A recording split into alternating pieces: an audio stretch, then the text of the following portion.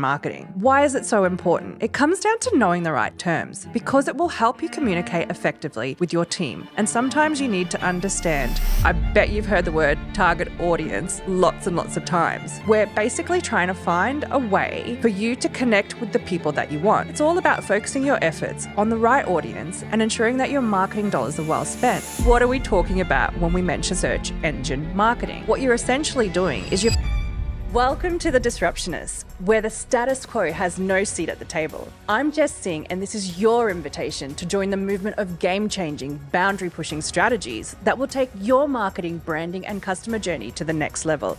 Let's get disruptive. Hey everyone, today let's talk about marketing lingo. I guess you might want to stop me at the word lingo. Lingo is just another term for how we define different words that are used commonly in marketing. So why we're going to do this today is because you could possibly be quite new to marketing or just looking to brush up on some of the words that you see whenever you're dealing with your marketing agencies or people within your firm. So this is 100% an episode for you so that we can get back to basics.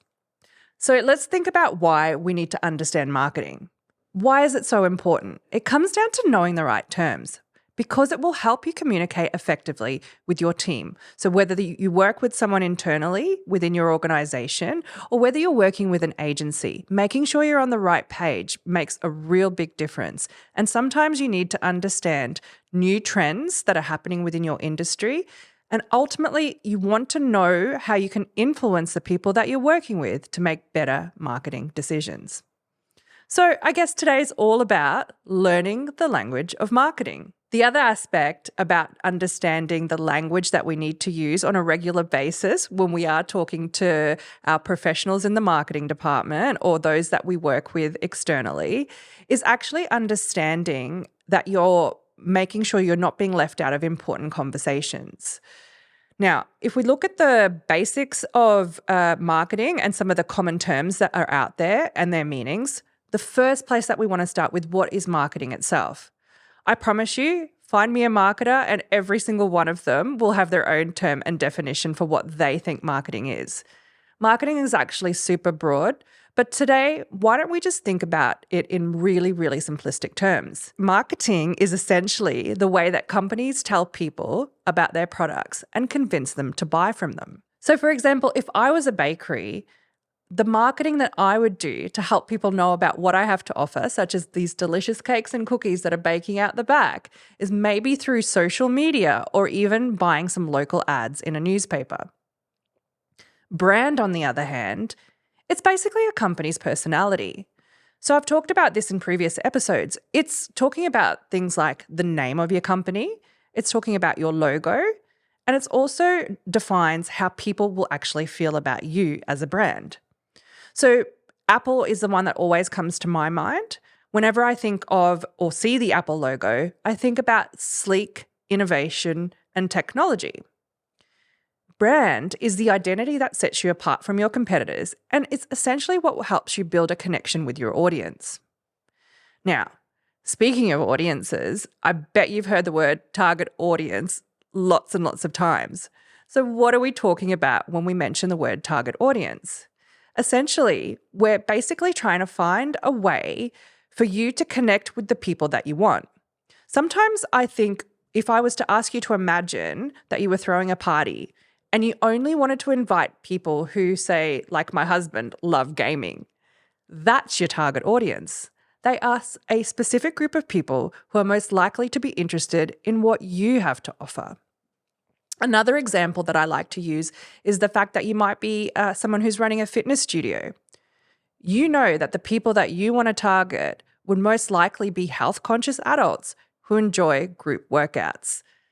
So it's all about focusing your efforts on the right audience and ensuring that your marketing dollars are well spent. Why on earth would you want to try and attract somebody or talk to somebody who doesn't want what it is that you have to offer? Another aspect is talking about campaigns. Marketers love to talk about marketing campaigns. One of the best ways for me to explain it to you is like if you had your kids at school and they were kind of organizing a really, really big event, often like a school prom, What would they do to be able to get everybody to know about the event?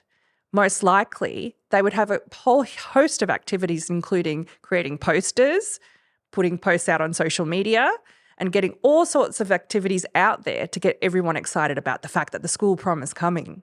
So essentially, a campaign is a coordinated effort to help achieve a specific goal, like launching a new product for you or boosting sales. Quite often, the type of campaigns that we'll likely to be seeing when it comes to all of the different brands out there, one of them is a holiday seasonal campaign. So if Black Friday is coming up, you're going to offer special discounts based on Black Friday. And these promotions are there to attract more customers than your average day-to-day selling. How do we measure if our marketing's doing well? We will always hear terms such as metrics and KPIs. What's a KPI? Key performance indicator. And KPIs come in many different shapes and sizes, essentially. So if we talk about the KPI or key performance indicator, and we think of them as like a grade that you would give on a kid's report card, it basically tells you how well you're doing with your marketing efforts. There are often specific measurable goals that help you track your progress. For example, if your goal is to increase website traffic, a KPI might be the number of unique visitors to your site each month. Now, this one's a big one. Everybody talks about it. It's called return on investment. It's about seeing if your efforts are actually paying off. So every single one of you as a business owner would want to spend $5 knowing that at the end of all of your efforts, hopefully you will make at least $10. So you're doubling the amount of investment that you've made. In business term, ROI, it measures the profitability of your marketing campaigns. So let's sum that up again. If you spend $1,000 on a Facebook ad campaign and make $2,000 in sales, your ROI is 100%. So let's talk about conversion rates. Super important for us as marketers because essentially it's the percentage of visitors who do what you want them to do, like making a purchase. In other words, if 100 people are visiting your site and 5 buy something, that's a 5% conversion rate. Now let's dive into some more of the specific digital marketing terms. SEO or search engine optimization is something that your agencies or your marketers are probably talking about quite a lot.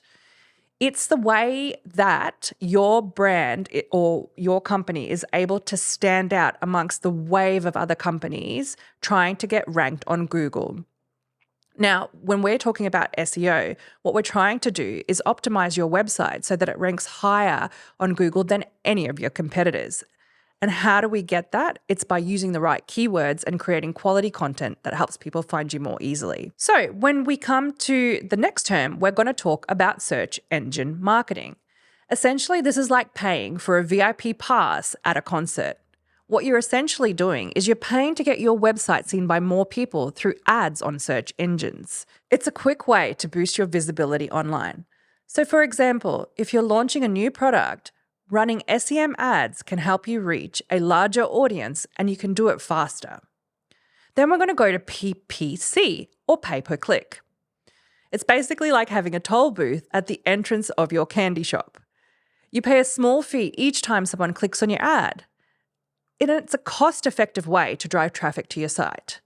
So, for instance, if you're running a sale on your website, you might use PPC ads to attract customers who are looking for discounts. And finally, we're going to talk about impressions. Impressions are simply when someone sees your ad, like handing out flyers on a street. So, every time someone sees the ad, it's an impression, even if they don't click. It's a basic measure of how many times your ad is displayed. In other words, if 1,000 people see your bakery's ad, that's 1,000 impressions. And so let's talk about CTAs. This is a really, really important thing called a call to action. It's basically what you're asking your audience to do when they visit your website. In marketing, it's a prompt encouraging people to take an action like buy now or subscribe. It's essential for guiding your audience towards the next step. For example, let's go back to the bakery example. It's making me hungry, but essentially if you're on their website, it might be something like order now to encourage customers to make a purchase. As we started, we said you might be new to marketing and you're just trying to get used to the lingo, or it's something that you needed a quick refresher on. Either way, hopefully you've taken away some key insights and know more about what we need to talk about when it comes to having conversations with people that assist us with marketing. One of my key pieces of advice is let's not get caught up too much in the lingo itself and try to work out what it is that we're trying to achieve every time we have a piece of content, a piece of marketing. So, what's the goal? Try and figure out what key metrics you're going to need or key indicators you need to help you work out if it's going to be successful for you, or maybe it's just time to go back to the drawing board. Either way, once you start understanding all the different elements of marketing and these little definitions, you're going to be armed and have stronger and better communication with the teams that make your marketing happen. Thanks so much for tuning into this episode. And guys, please reach out to me. You don't have to do this on your own. Please always ask your agencies, your marketing specialists to help you along the way. And let's get this conversation started. If we need to help you in figuring it out, you're not alone. See you next time. Thanks for joining me on The Disruptionists. If this episode sparked new ideas or challenged your thinking, I'd love your support with a 5-star review on Apple Podcasts and Spotify.